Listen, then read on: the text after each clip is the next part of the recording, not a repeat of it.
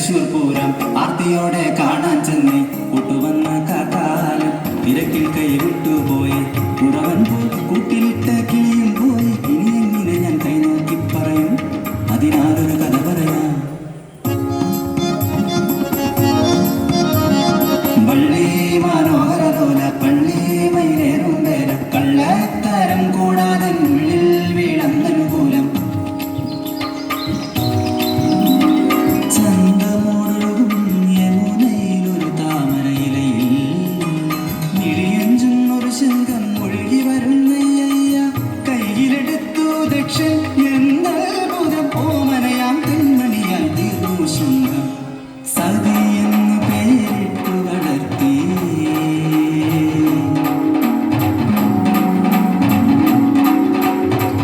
ശങ്കരന്റെ കൈകളിലേൽപ്പിച്ചു.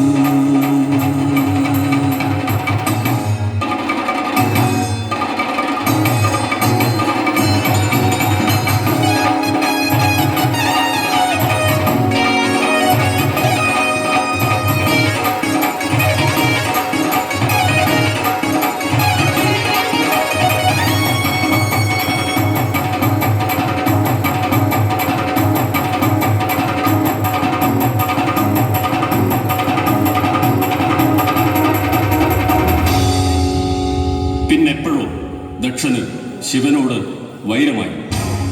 ദക്ഷൻ ഒരു യാഗം നിശ്ചയിച്ചു, ശിവനെ വിളിക്കാതെ.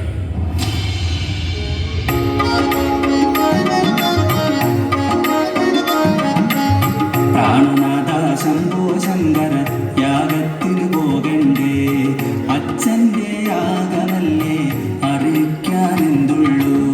മാനഹാനി വന്നാൽ പിന്നെ ജീവിച്ചിട്ടെന്തേ കാര്യം, മാലോകർ ചിരിക്കും പെണ്ണെ മാനിനി പോകേണ്ട.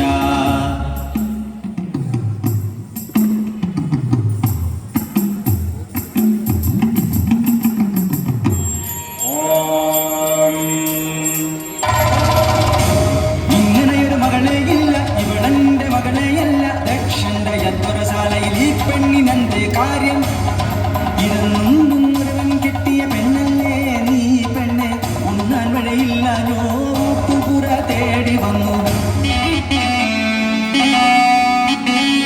പതിയെ മാനിയാതെ പോയി അപമാനിതയായി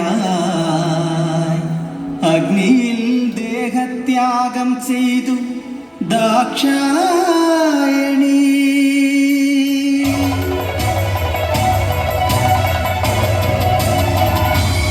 ദഹനേ ദഹിച്ചു സതി കഥയറിഞ്ഞു പതി.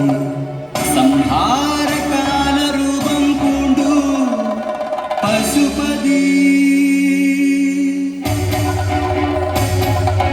ജഡനിലത്തിട്ടടിച്ചു വീരഭദ്രനും ഭദ്രയും അതിൽ നിന്നു എഴുന്നേറ്റു.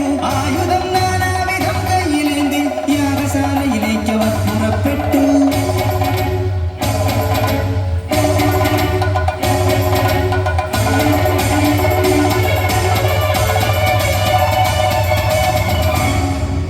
ജഡനാകും അവനെ പിടിച്ചു കെട്ടി തല വെട്ടിയറിയുന്നു വീരഭദ്രൻ.